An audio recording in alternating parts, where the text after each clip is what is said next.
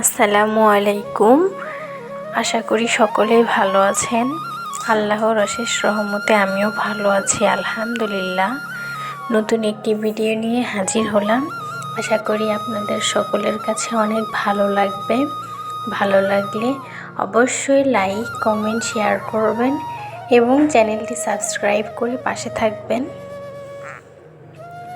তো যারা আমার সম্পূর্ণ ভিডিওটা দেখে থাকেন, যারা আমার ভিডিওতে লাইক কমেন্ট করে থাকেন, তাদেরকে অসংখ্য ধন্যবাদ জানাই। তো আজকে গিয়েছিলাম, আমার মেয়েটা অসুস্থ, তাই ডাক্তার দেখাতে গিয়েছিলাম। তো যেহেতু আমাদের বাইক আছে, তো উনি ওকে বাইকে করে নিয়ে গিয়েছিল। মেয়েটা অসুস্থ তাই আর কি গেলাম। তো এখান থেকে মোবাইলটাকে একটু ব্যাক কভার ছিল না, ব্যাক কভারটা নিয়ে আসলাম। একটা ট্রাইপড অর্ডার করে দিয়ে আসলাম। তো এই দেখুন কি সুন্দর রাস্তা, অনেক সুন্দর একটা রাস্তা যায়, তার জন্য আর কি আপনাদের সাথে আর কি শেয়ার করা। খুবই সুন্দর, যেহেতু এটা মেন সড়ক, মানে মেন সড়ক কি বলে আর কি, মেন রাস্তা বা মেন সড়ক যাই বলেন। তো এখানে মেডিসিন নিয়ে আসলাম, সাথে গিয়েছিলাম টেলিকম থেকে ফোনটাকে একটুই করে নিয়ে আসলাম। ট্রাইপড একটা অর্ডার দিয়ে আসলাম। তো এখন আমি বাসায় যাচ্ছি। দেখবেন রাস্তার ধারটা অনেক সুন্দর, আমার কাছে তো খুবই ভালো লাগে। কারণ রাস্তা হচ্ছে অনেক ফোর লেন, তার ভিতরে হচ্ছে রাস্তার সাইডে মাঝে মাঝে মানে এত সুন্দর দৃশ্য দেখা যায়। তো এখানে আমি আর কি ফাস্ট করে দিয়েছি, যেহেতু মোটামুটি টাইম আর কি লাগে, তাই আমি আর কি ফাস্ট করে দিয়েছি। তো এই যে বাসার রাস্তায় আর কি চলে এসেছি। এই রাস্তাটাও অনেক বেশি সুন্দর, আপনারা দেখলেই বুঝতে পারবেন। এই দেখুন খুবই সুন্দর একটা রাস্তা, তো আমার কাছে ভালো লেগেছে, তাই আমি আপনাদের সাথে শেয়ার করলাম। দেখুন যে এখানে একটা আখ ক্ষেত ছিল, এই যে আখ ক্ষেতটা, আবার এইখানে যে নার্সারি ছিল। তো আমি ফাস্ট করে দিয়েছি, যার জন্য আর কি ফোনটা বোঝা যাচ্ছে না, যেহেতু একটু লং ছিল ভিডিও। এখানে একটা ফ্যাক্টরি ছিল, এই যে এখানে ধান বুনতেছে। তো আমার কাছে তো খুবই ভালো লেগেছে। তো যাই হোক, আমার মেয়েটাও অসুস্থ, দোয়া করবেন সবাই। আর এই পর্যায়ে এসেও যারা আমার ভিডিওতে লাইক করেননি, অবশ্যই লাইক করে দেবেন। জাস্ট ওয়াও আর কি দুই ধারটা দেখতে। তো আমি যে আসতেছি, প্রায় কাছাকাছি চলে এসেছি বাসার। তো রাস্তা যেহেতু মোটামুটি আর কি কত টাইম লেগেছিল, 12 মিনিট লেগেছিল বাইকে, মানে আমি মেন শহর থেকে আর কি আমার বাসায় আসতে মোটর সাইকেলে 12 মিনিট লেগেছে। তো এই দেখুন, আপনাদেরকে আমি একটা দেখিয়েছিলাম, সূর্যমুখী ফুলের ভিডিও দিয়েছিলাম। তো নার্সারিটা এই যে সেই নার্সারিটা দেখুন, এটাও আমার বাসা থেকে হেঁটে যাইতে আর কি অল্প সময় লাগে। এটা একটা ফ্যাক্টরির পাশেই আর কি, এটা একটু মানে ওষুধ ফ্যাক্টরি। তো এই যে বাসায় আসলাম, এসে আমাকে তো রান্না করতে হবে, রাতে খেতে হবে। কি রান্না করব ভাবতেছিলাম। মেয়ের ভিতরে কাঁচামরিচ দিয়ে দিলাম। বাসায় একটু সব কাটা করে নিলাম। আজকে আর ইলিশ মাছগুলো ভেজে নিলাম না, ভাজা রান্না করি, দেখি খাই কিনা। সবসময় তো মাছ ভাজি করে রান্না করতে হয়, না হয় খেতে চায় না। অনেক দিন হলো মাছ কষা রান্না করে খাওয়া হয় না, সবসময় ভাজি করেই রান্না করে খাওয়া হয়। তো আজকে আমি আর কি মাছগুলোকে কষিয়ে রান্না করব। এখানে পেঁয়াজগুলোকে একটু ভেজে নিই, দেন পেঁয়াজটাকে একটু সিদ্ধ করে নেব, তারপরে আর কি কষাবো, মাছ দিয়ে দেবো। তো আমি পানি দিয়ে দিই।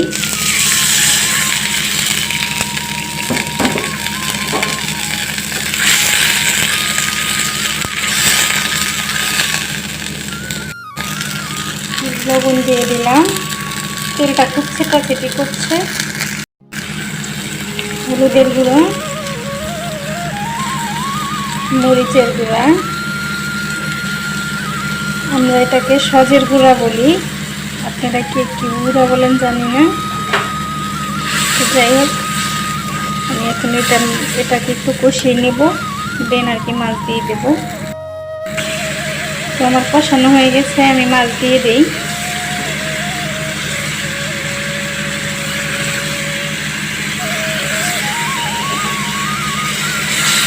ইলিশ মাছ রান্না করব।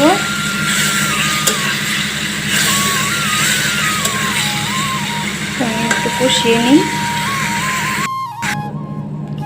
আমি আলুগুলাকে ভেজে নেব। তো আমি অন্য একটা চুলায় আমি তেল দিয়ে নিই। ওই যে সন্ধ্যা হয়ে গিয়েছে প্রায়, তাই দেখা যাচ্ছে না আর কি, কারেন্টও নেই। তো তেল দিয়ে নিলাম, আমি আলুগুলাকে ভেজে নেব। তো মাখা করে নিই।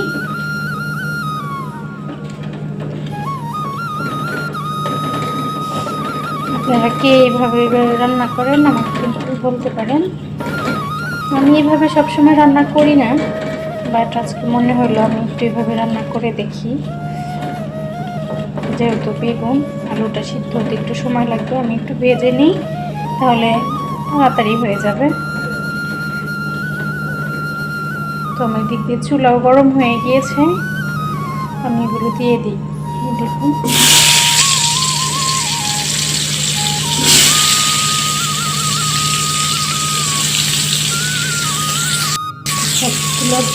সবগুলো হতে থাক। দেখি মাছ কষাগুলোর কি অবস্থা। এই যে এখনো হয়নি, আর একটু হবে, ঝোলটা একটু হবে, এখনো হয়নি, আবার একটু ঢেকে দিয়ে দিব।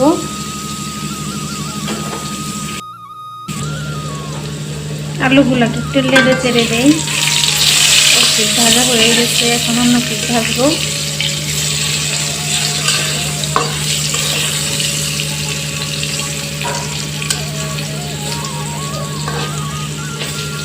নতুন আলু তো, তাই সিদ্ধ হতে আর কি সময় লাগে না।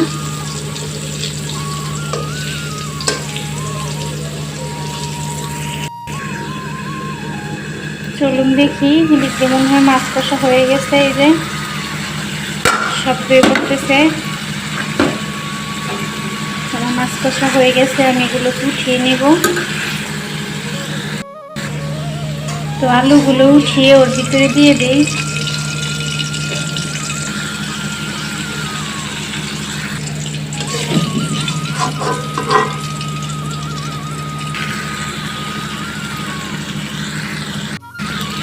এখন একটু আলুগুলো নাড়া দিয়ে নিই। বেগুনও দিয়ে দেবো, যেহেতু আমার আলু সিদ্ধ হয়ে গিয়েছে, বেগুন আমার সিদ্ধ হওয়ার প্রয়োজন আছে, তাই আমি বেগুনও দিয়ে দিলাম।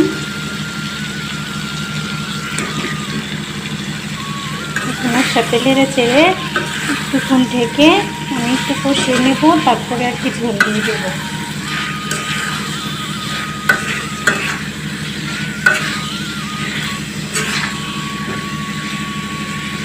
একটু ঢেকে দেই। তো আসুন চুলাটা দিয়ে দেখি হয়েছে কিনা। তো এই যে মোটামুটি হয়ে আসছে, এখন একটু পানি দিয়ে দিই, সিদ্ধ হয়ে যাবে না, সাথে ঝোলটাও একটু শুকিয়ে যাবে না। বেশি সিদ্ধ, এখন যদি বেশি সিদ্ধ করে ফেলি, পরে ঝোল দিলে আর কি এটা একেবারে নরম হয়ে যাবে। তো এটাই ঠিক আছে। এখন একটু পানি দিয়ে দিই। যেহেতু আলু সিদ্ধ হয়েছে, বেগুন হবে সিদ্ধ হতে বেশি সময় লাগে না, আমি অল্প একটু ঝোলই দিয়ে দেব। এই যে খুব বেশি ঝোল দেবো না, তরকারিটা একটু মাখো মাখো থাকবে। তো এত ঝোল দেওয়ার প্রয়োজন নেই, আর একটু মনে হয় লাগবে। ওকে, হয়ে গেছে, আর দেওয়ার প্রয়োজন নেই। আজান দিয়ে দিচ্ছে, সন্ধ্যা হয়ে এসেছে, মেয়েটা ঘুম আসলো, তাই রান্না করতে আসলাম, নাহলে কাজ করতে পারি না, খুব কষ্ট হয়ে যায়। এখন আমি মাছগুলো দিয়ে দিই। কারেন্ট নাই, খুবই সারাক্ষণ জ্বালাচ্ছে, সারাদিন হলেই কারেন্ট নেই। তো আমি মাছগুলো দিয়ে দিই। আসলে আমার একটা লাইটও ছিল, সেটাও নষ্ট হয়ে গিয়েছে। দেখি ম্যাজিক, দেখুন গ্রামের মতো আর কি। আমি এই যে মোমবাতি জ্বালিয়ে আর কি দেখাচ্ছি আপনাদের। দেখুন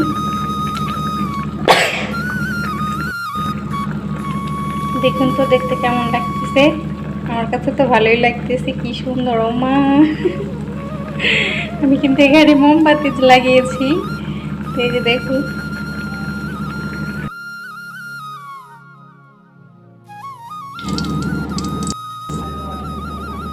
তো এই দেখুন আমার কিন্তু লাইট আছে, বাট আমার কাছে ভালোই লাগতেছে। তো আর কি আপনাদের সাথে শেয়ার করলাম। অনেকদিন হলো ছোট মাছ ভাজি করে খাওয়া হয় না, তো ওইগুলো এখন ভাজি করি। চলুন দেখুন তো,